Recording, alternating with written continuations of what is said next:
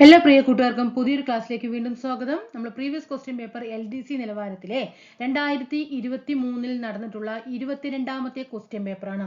2023 നടന്നിട്ടുള്ള 22ാമത്തെ question paper LDC നിലവാരത്തിലാണ് ഈ question paper. തീർച്ചയായിട്ടും വരാൻ പോകുന്ന ഒരു എക്സാമിന് നിങ്ങൾക്കത് മുതൽക്കൂട്ട് തന്നെ ആയിരിക്കും.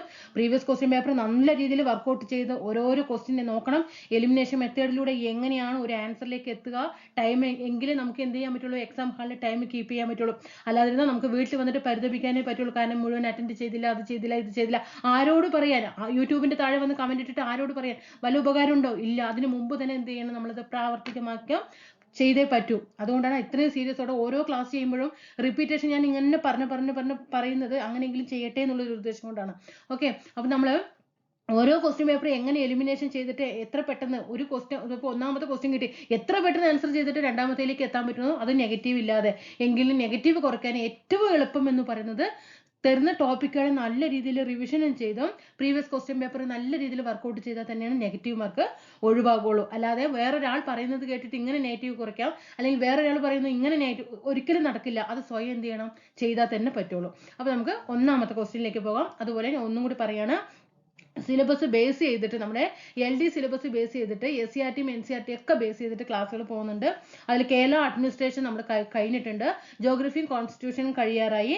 ഇപ്പൊ ജോഗ്രഫി, കോൺസ്റ്റിറ്റ്യൂഷൻ, എക്കണോമിക്സും കഴിയാറായിട്ടുണ്ട്. ഓക്കെ, അതുപോലെ ഇന്ത്യൻ ഹിസ്റ്ററി SCRT ബേസ് എല്ലാം എടുത്തു തന്നിട്ടുണ്ട്. കോൺസ്റ്റിറ്റ്യൂഷൻ 5ാം ക്ലാസ് മുതൽ 10ാം ക്ലാസ് വരെയുള്ള കോൺസ്റ്റിറ്റ്യൂഷൻ മാരത്തോൺ ക്ലാസ് അത് ഇട്ടിട്ടുണ്ട്. ഓക്കെ, തീർച്ചയായിട്ടും പ്ലേലിസ്റ്റുകൾ നോക്കുക, ക്ലാസ്സുകൾ നമ്മുടെ പോയി നോക്കട്ടെ. ചാനലിൽ എല്ലാം കയറിയിട്ട് പരമാവധി ഉപയോഗപ്പെടുത്തുക. പരമാവധി പ്രീവിയസ് ക്വസ്റ്റ്യൻ പേപ്പർ ജീവിതത്തിന്റെ ഒരു, അതായത് പഠനത്തിന്റെ ഒരു ഭാഗം തന്നെയാണ്. ഒരു ദിവസം ഒരു ക്വസ്റ്റ്യൻ പേപ്പർ എന്നുള്ളത് വർക്കൗട്ട് ചെയ്യാൻ ശ്രമിക്കുക. ഓക്കെ, നമുക്ക് ക്ലാസ്സിലേക്ക് പോകാം. താഴെ പറയുന്നവയിൽ തെറ്റായ ബന്ധം, ആദ്യം ഒരു ക്വസ്റ്റ്യൻ പേപ്പർ കിട്ടുന്ന സമയത്ത് അത് തെറ്റായതാണോ ശരിയായതാണോ എന്ന് എന്ത് ചെയ്യണം, ആദ്യം അടയാളപ്പെടുത്തണം അല്ലേ നമ്മൾ. അങ്ങനെയായിരിക്കണം. അപ്പൊ തെറ്റായ ബന്ധമാണ് ഇവിടെ ചോദിച്ചിരിക്കുന്നത്. അയ്യങ്കാളി സാധുജന പരിപാലന സംഘം ആരാണ്? അയ്യങ്കാളിയാണ് അല്ലേ. അപ്പൊ 1 എന്നുള്ളത് എന്താണ് ഇവിടെ ശരിയായിട്ടുള്ള ആൻസർ ആണ്. അപ്പൊ 1 എന്നുള്ള ഓപ്ഷനൊക്കെ എന്ത് ചെയ്യുക, കട്ട് ചെയ്ത് വിടുക. ഇവിടെ 1 ഉണ്ട്, ഇതുണ്ട്. ഇനി നമുക്ക് ഇത് മതി, ബിയും സിയും മാത്രം നോക്കിയാൽ മതി.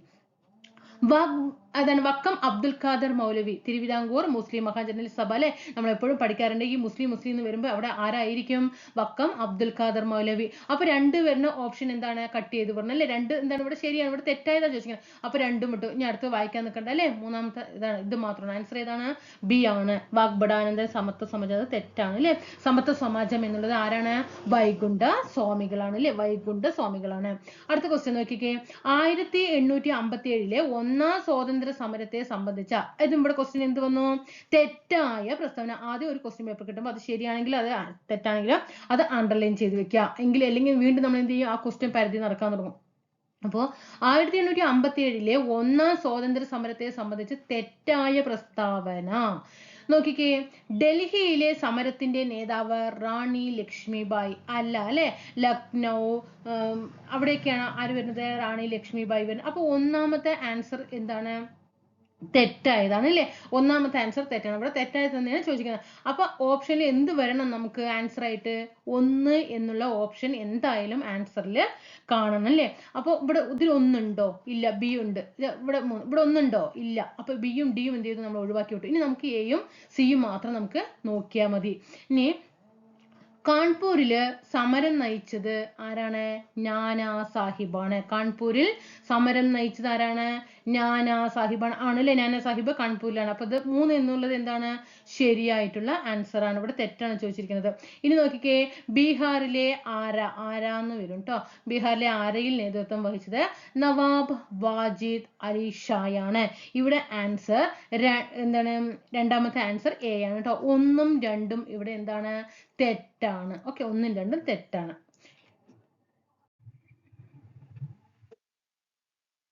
ഇനി മൂന്നാമത്തെ ക്വസ്റ്റ്യൻ. താഴെ പറയുന്നവയിൽ ശരിയായ ക്രമം ഏതാണ്? ശരിയായ ക്രമം പറയുമ്പോൾ അതായത് വന്നതിന്റെ അടിസ്ഥാനത്തിൽ, വർഷത്തിന്റെ അടിസ്ഥാനത്തിൽ ആദ്യം ഏത് വന്നോ അതിന്റെ അടിസ്ഥാനത്തിൽ നമ്മൾ എന്ത് ചെയ്യണം, അതിനെ ക്രമീകരിക്കണം. താഴെ പറയുന്നവയിൽ ശരിയായ ക്രമം ഏതാണ്?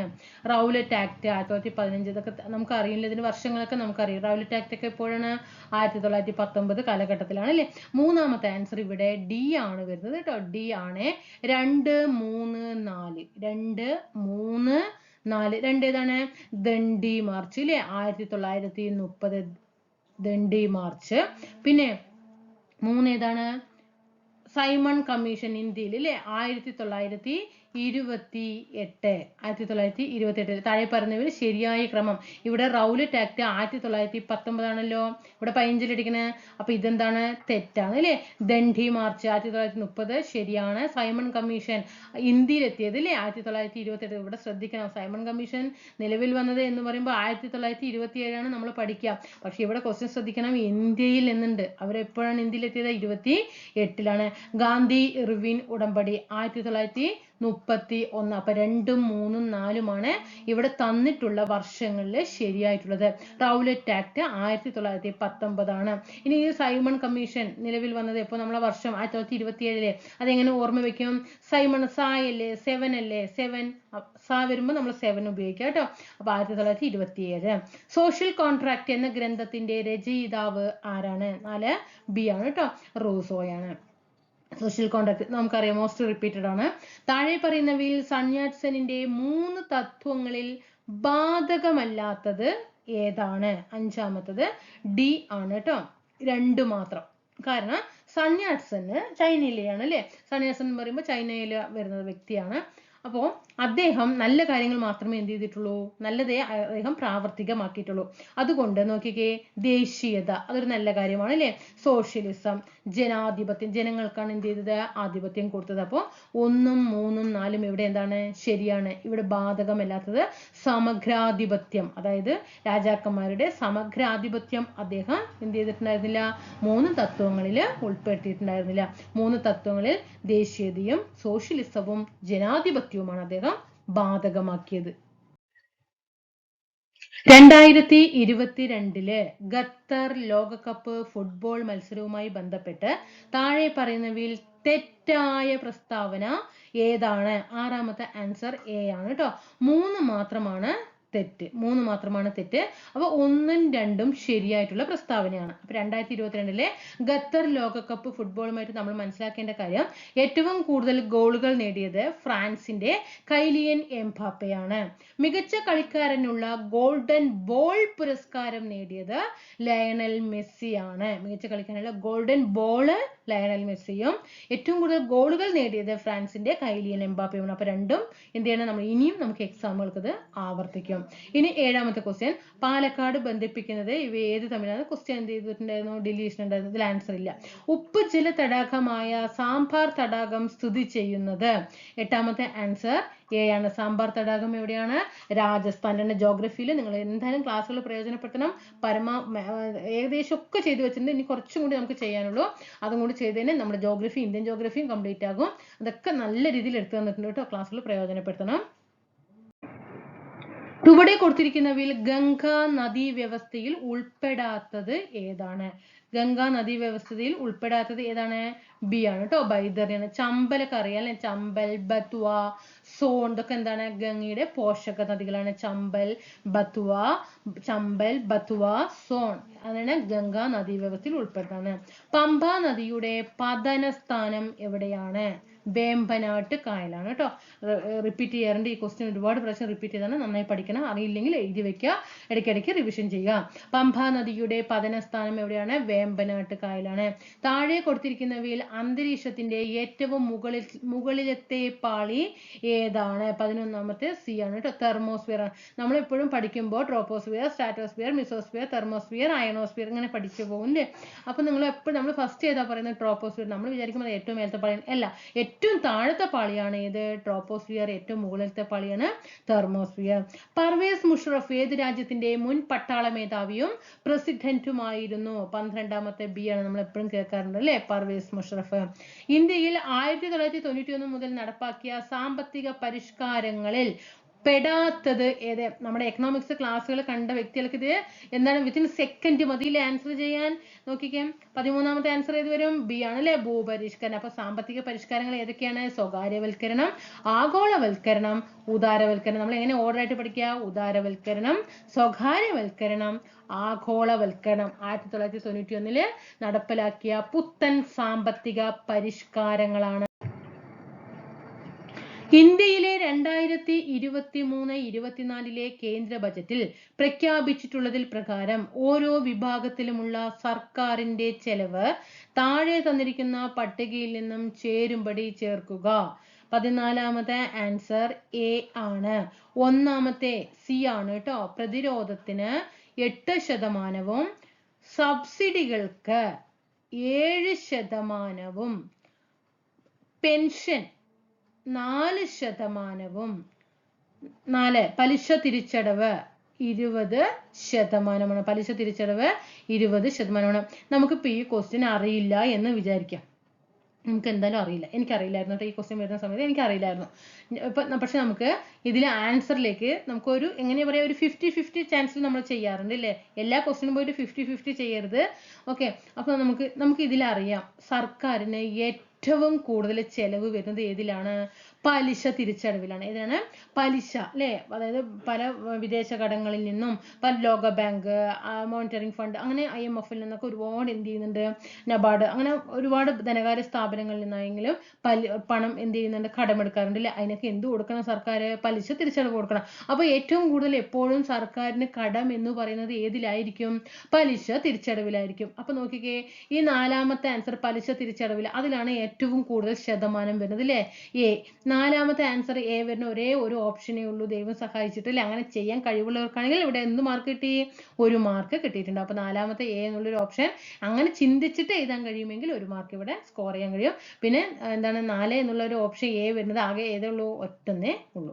അടുത്ത നോക്കിയേ, RBIനെ സംബന്ധിച്ച് താഴെ പറയുന്ന പ്രസ്താവനകളിൽ ശരിയായവ തിരഞ്ഞെടുക്കുക. ഇവിടെ ഏതാണ് വന്നിരിക്കുന്നത്?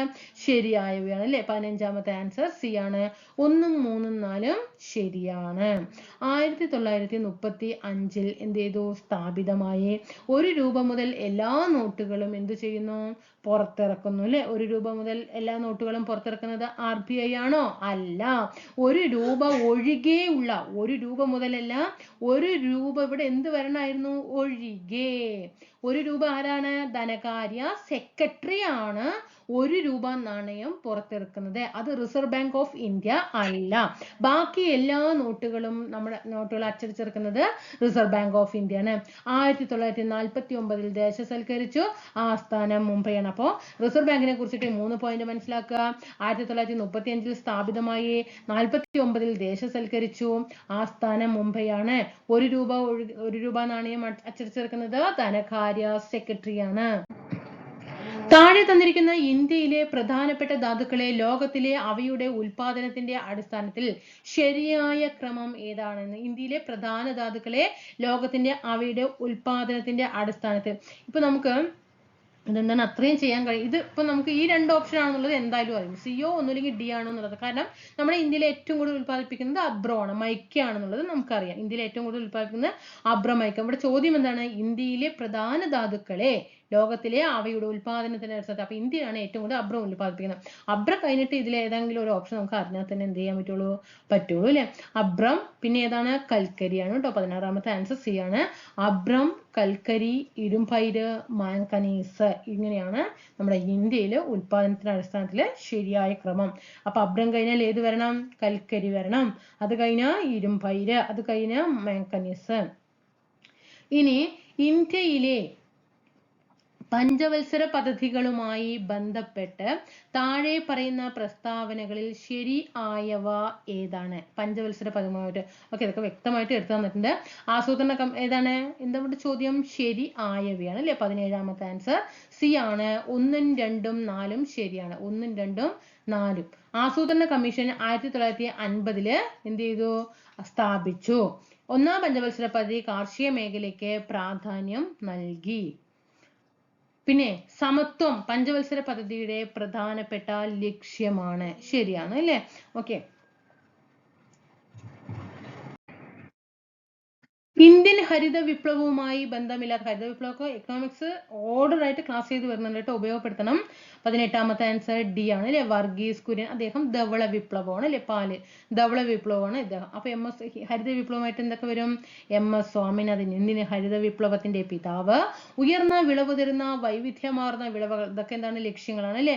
അതുപോലെ ഈ ഹരിത വിപ്ലവം നിലവിൽ വരുന്ന സമയത്ത് നമ്മുടെ കേന്ദ്രത്തില് കാർഷിക വകുപ്പ് കൈകാര്യം ചെയ്യുന്നത് C. സുബ്രഹ്മണ്യനായിരുന്നു. ആയിരുന്നു. അപ്പൊ ഇവിടെ ആൻസർ വർഗീസ് കുര്യൻ, അദ്ദേഹം ധവള വിപ്ലവവുമായി ബന്ധപ്പെട്ടാണ്.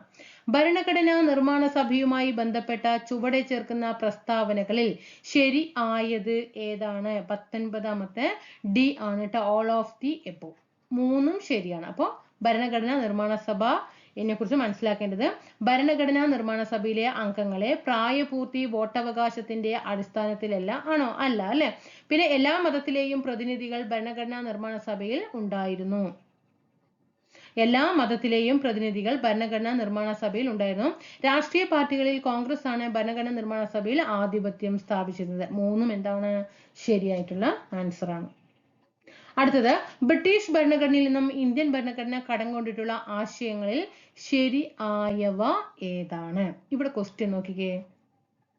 ഇവിടെ ഇങ്ങനെ ഒരു ക്വസ്റ്റ്യൻ കിട്ടുന്ന സമയത്ത് നമുക്കറിയാം ഇവിടെ 3 തന്നിട്ടുണ്ട്. പാർലമെന്ററി സമ്പ്രദായം, നിയമവാഴ്ച, മൗലികാവകാശം.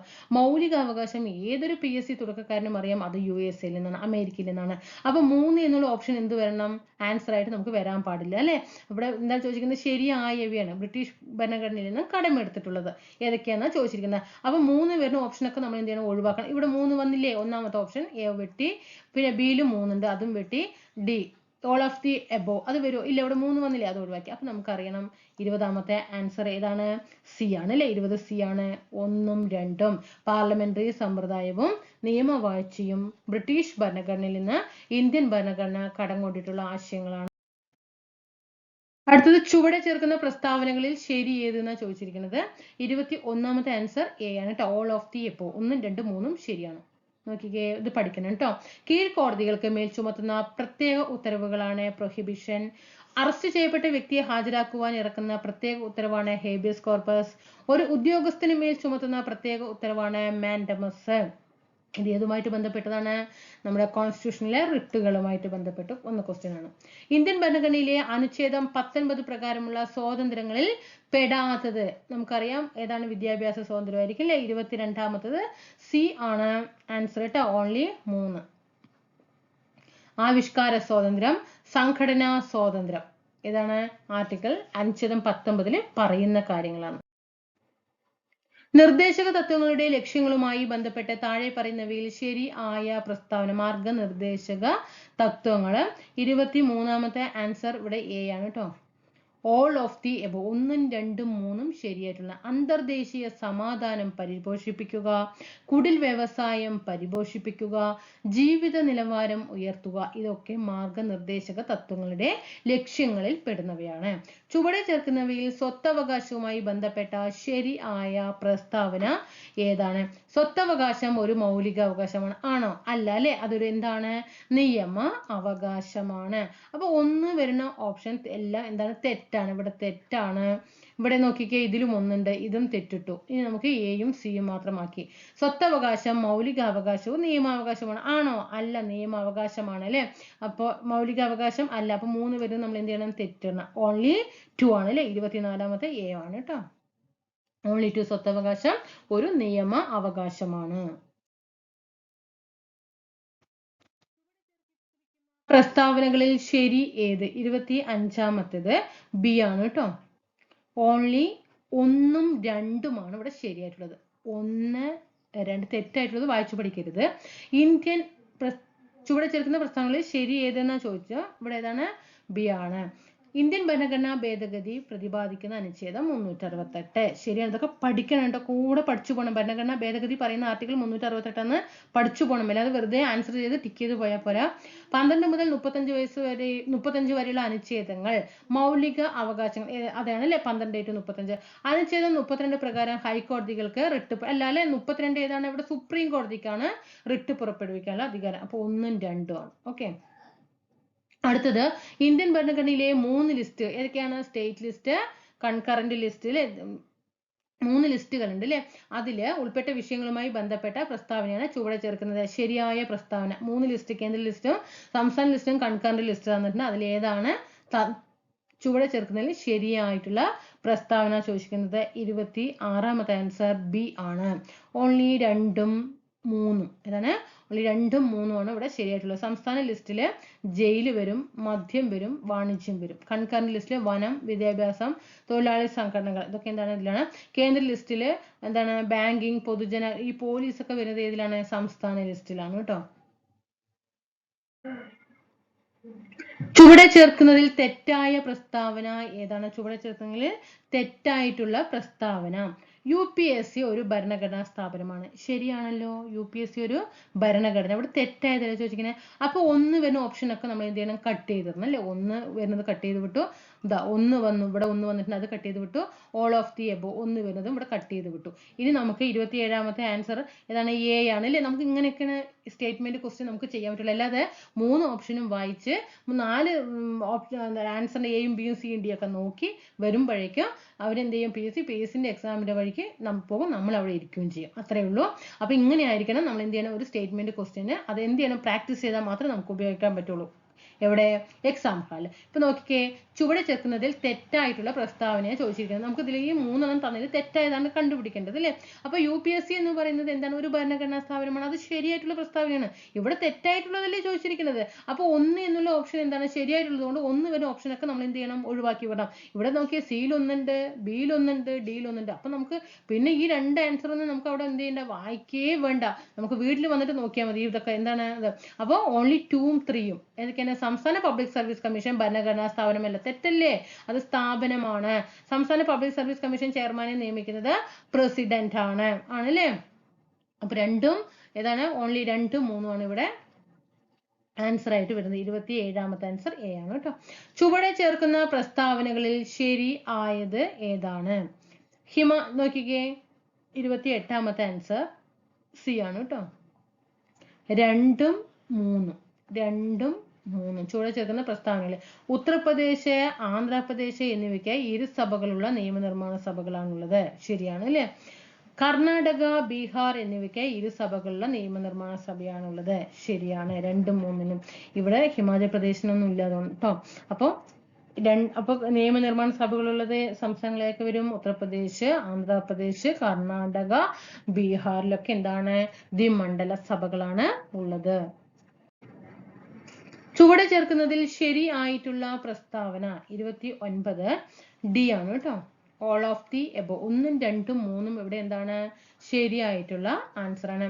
ഭൂമിക്കടിയിലെ ജലസമൃദ്ധമായ ഭാഗത്തിന്റെ മുകൾ പരപ്പാണ് ജലപീഠം. 1 എന്താണ്? ശരിയാണ്. ഉപരിതല ജലം സംഭരിക്കപ്പെടുന്ന സ്വാഭാവിക ഇടങ്ങളാണ് തണ്ണീർത്തടങ്ങൾ. ശരിയാണ്. ജലപീഠത്തിന്റെ മുകൾ പരപ്പാണ് കിണറ്റിലെ ജലനിരപ്പ്. ശരിയാണ്. കേരള സംസ്ഥാന മനുഷ്യാവകാശ കമ്മീഷനുമായി ബന്ധപ്പെട്ട ശരി ആയിട്ടുള്ള പ്രസ്താവന ഏതാണ്? 30 D ആണ്. ഓൾ ഓഫ് ദി എബോവ് 1ഉം 2ഉം 3ഉം കേരള സംസ്ഥാന മനുഷ്യാവകാശ കമ്മീഷനുമായി ബന്ധപ്പെട്ട് ശരിയായിട്ടുള്ള പ്രസ്താവനയാണ്. കേരള സംസ്ഥാന മനുഷ്യാവകാശ കമ്മീഷന്റെ ആദ്യത്തെ ചെയർപേഴ്സൺ പരീത് പിള്ളയാണ്. കേരള സംസ്ഥാന മനുഷ്യാവകാശ കമ്മീഷന്റെ ഇപ്പോഴത്തെ ചെയർപേഴ്സൺ ആന്റണി ഡൊമിനിക് ആണ്. അപ്ഡേറ്റ് ചെയ്യണം കേട്ടോ. Doctor S Balaraman, TK Valsan എന്നിവർ ആദ്യത്തെ മനുഷ്യാവകാശ കമ്മീഷനിലെ അംഗങ്ങളായിരുന്നു. പ്രസ്താവനകളിൽ ശരി ആയത് ഏത്?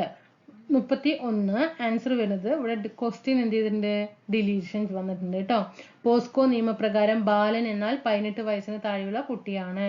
പോസ്കോ കുറ്റകൃത്യം ഉടനെ റിപ്പോർട്ട് ചെയ്തില്ലെങ്കിൽ 6 മാസം വരെ തടവ് ശിക്ഷ ലഭിക്കും. കെൽസ എന്ന സ്ഥാപനം അതിജീവർക്ക് സൗജന്യ നിയമസഹായം നൽകുന്നു. അപ്പൊ ഇതിലൂടെ നമുക്ക് എന്താണ് PSCയുടെ ക്വസ്റ്റ്യൻ എന്ത് ചെയ്തു? ഡിലീഷൻ ചെയ്തിട്ടുണ്ട് കേട്ടോ. താഴെ പറയുന്നവയിൽ O രക്തഗ്രൂപ്പിനെ സംബന്ധിക്കുന്ന ശരിയായ വസ്തുത ഏതാണ്? 32 C ആണ് കേട്ടോ. ആന്റിബോഡികളായ എയും ബിയും കാണുന്നു. എന്താണ്? A, B എന്നിവ ആന്റിബോഡികളായ എയും B എന്നിവ ഏതിൽ കാണുന്നു? O രക്തഗ്രൂപ്പില് കാണുന്നു. ജീവമണ്ഡലത്തിന്റെ സംരക്ഷകർ എന്നറിയപ്പെടുന്നത് ആരാണ്? 33 B ആണ്. സസ്യങ്ങൾ അല്ലേ. ജീവമണ്ഡലത്തിന്റെ സംരക്ഷകർ എപ്പോഴും ആരായിരിക്കും? സസ്യങ്ങളായിരിക്കും. ഹെപ്പറ്റൈറ്റിസിനെ സംബന്ധിക്കുന്ന തെറ്റായിട്ടുള്ള പ്രസ്താവന ഏത്? ഹെപ്പറ്റൈറ്റിസിനെ സംബന്ധിക്കുന്ന തെറ്റായിട്ടുള്ള പ്രസ്താവന ഇതിൽ വരുന്നത് B ആണ്. ഫൈലേറിയം വിരകളാണ് ഇതിന് കാരണം അല്ല. അപ്പോൾ നോക്കിക്കേ, ഒരു കരൾ സംബന്ധമായ രോഗമാണ് ഹെപ്പറ്റൈറ്റിസ്. മലിനജലത്തിലൂടെ വ്യാപിപ്പിക്കുന്നുണ്ട്. രക്തത്തിലെ ബിലിറൂബിന്റെ അളവ് കൂടുന്നു. ഇതൊക്കെ എന്താണ്? ഹെപ്പറ്റൈറ്റിസിനെ സംബന്ധിക്കുന്ന ശരിയായിട്ടുള്ള പ്രസ്താവനകളാണ്. DNA-യിൽ ജീനിന്റെ സ്ഥാനം കണ്ടെത്താൻ സഹായിക്കുന്ന സാങ്കേതിക വിദ്യ ഏതാണ്? 35D ആണ്. ജീൻ മാപ്പിംഗ് ആണ് കേട്ടോ. ജീൻ മാപ്പാണ്. മാപ്പിംഗ് അതൊക്കെ SCERT-ൽ കിടക്കുന്നുണ്ട്. താഴെ പറയുന്നവയിൽ ജീവിതശൈലി രോഗം അല്ലാത്തത് ഏതാണ്? 36-ാമത്തേതാണ് A ആണ് അല്ലെ. തൊണ്ടമുള്ള ഡിഫ്തീരിയ എന്താണ്? ജീവിതശൈലി രോഗം അല്ലെങ്കിൽ ജീവിതശൈലി രോഗങ്ങളാണ് ഹൃദയാഘാതം, ഫാറ്റി ലിവർ, അമിത രക്തസമ്മർദ്ദം. ജനിതക പശ എന്നറിയപ്പെടുന്ന എൻസൈം ഏതാണ്? 37C ആണ്. ലിഗേസ് ആണ് ജനിതക പശ. അൾട്രാവയലറ്റ് രശ്മികളുമായി ബന്ധപ്പെട്ട ശരിയായ പ്രസ്താവന, UV റേസിനെ കുറിച്ചിട്ട് ശരിയായ പ്രസ്താവനയാണ് ഇവിടെ ചോദിച്ചിരിക്കുന്നത്. 38-ാമത്തെ ആൻസർ D ആണ് കേട്ടോ. 3ഉം 4ഉം. ക്യാൻസർ സെല്ലുകളെ നശിപ്പിക്കാൻ ഉപയോഗിക്കുന്നുണ്ട്. ജലം ശുദ്ധീകരിക്കാനും ഏതാണ്? UV റേസ് ഉപയോഗിക്കുന്നു. 20 സെന്റിമീറ്റർ ഉള്ള കോൺവെക്സ് ലെൻസിന്റെ വക്രത ആരം എത്രയാണ്? A ആണ് കേട്ടോ. 40 ആണ്. ഫോക്കസ് ദൂരം 20 സെന്റിമീറ്റർ ഉള്ള കോൺവെക്സ് ലെൻസിന്റെ വക്രത ആരം 40 സെന്റിമീറ്റർ. 10 കിലോഗ്രാം മാസുള്ള ഒരു വസ്തു 5 മീറ്റർ പെർ സെക്കൻഡ് പ്രവേഗത്തിൽ സഞ്ചരിക്കുന്നുവെങ്കിൽ വസ്തുവിന്റെ ആക്കം എത്രയാണ്? 40-ാമത്തെ D ആണ് കേട്ടോ. 10 × 5 50 കിലോഗ്രാം മീറ്റർ പെർ സെക്കൻഡ്. ശ്രീഹരിക്കോട്ടയിൽ നിന്നും SLV-VD2 വിക്ഷേപിച്ച് ഭ്രമണപഥത്തിൽ എത്തിച്ച ഉപഗ്രഹങ്ങളിൽ മലയാളികൾ ഉൾപ്പെടെയുള്ള വിദ്യാർത്ഥിനികൾ തയ്യാറാക്കിയ ഉപഗ്രഹം ഏതാണ്? 41B ആണ്. ആസാദി സാറ്റ് 2. W ഏത് മൂലകത്തിന്റെ പ്രതീകമാണ്? 42B ആണ്. വുൾഫ്രം എന്ന് പറയില്ലേ നമ്മൾ, ടങ്സ്റ്റൺ. ഓക്കെ. ചുവടെ നൽകിയിരിക്കുന്നവയിൽ കപട സംക്രമണ മൂലകം ഏതാണ്? കാഡ്മിയം ആണ് കേട്ടോ. കപട സംക്രമണ മൂലകം കാഡ്മിയം. ന്യൂക്ലിയർ റിയാക്ടറുകളിൽ ഉപയോഗിക്കുന്ന ഇന്ധനം ഏതാണ്? പ്ലൂട്ടോണിയം. ന്യൂക്ലിയർ റിയാക്ടറുകളിൽ ഉപയോഗിക്കുന്ന ഇന്ധനം പ്ലൂട്ടോണിയം. അറ്റോമിക സംഖ്യ 11 ആയ മൂലകത്തിന്റെ L ഷെല്ലിൽ എത്ര ഇലക്ട്രോണുകൾ ഉണ്ട്? 45-ാമത്തെ C ആണ്. 8 ആണ്. 11 ആയ മൂലകത്തിന്റെ L ഷെല്ലിൽ എത്ര ഇലക്ട്രോണുകൾ ഉണ്ട്? നമ്മൾ K, L, M, N വന്നിട്ട് എഴുതും അല്ലേ. Kയിൽ എപ്പോഴും എത്രയാണ്? 2 എണ്ണം ഉള്ളൂ അല്ലേ. പിന്നെ ബാക്കി L-ലെ 8, പിന്നെ ബാക്കിയുള്ളത് 3 അല്ലേ. അങ്ങനെയല്ലേ നമ്മൾ ചെയ്യാം. അപ്പോൾ എത്രയാണ്? 8. വെള്ളായ്യപ്പൻ കഥാപാത്രമായി വരുന്ന OV വിജയന്റെ രചിച്ച ചെറുകഥ ഏതാണ്? 46B ആണ്. കടൽ തീരത്ത്. ശബ്ദസുന്ദരൻ എന്നറിയപ്പെടുന്ന കവി ആരാണ്? ശബ്ദസുന്ദരൻ ആരാണ്? വള്ളത്തോള്. ഒളിമ്പിക്സിൽ ആദ്യമായിട്ട് മെഡൽ നേടിയ ഇന്ത്യൻ വനിത ആരാ? ഒളിമ്പിക്സിൽ ആദ്യമായിട്ട് മെഡൽ നേടിയ ഇന്ത്യൻ വനിത ആരെന്ന് ചോദിച്ചത് കർണം മല്ലേശ്വരി. ഉരുളക്കിഴങ്ങ് തിന്നുന്നവൻ അല്ലെങ്കിൽ പൊട്ടാറ്റോ ഈറ്റേഴ്സ് എന്ന ചിത്രം വരച്ചത് ആരാണ്? 49-ാമത്തെ D ആണ്. Vincent van Gogh. ഇന്ത്യയിലെ ആദ്യത്തെ കടലാസ് രഹിത ഹൈക്കോടതി, അത് നമ്മുടെ സ്വന്തം ഹൈക്കോടതിയാണ് കേട്ടോ. 50-ാമത്തെ C ആണ്. കേരള ഹൈക്കോടതിയാണ് ഇന്ത്യയിലെ ആദ്യത്തെ കടലാസ് രഹിത ഹൈക്കോടതി.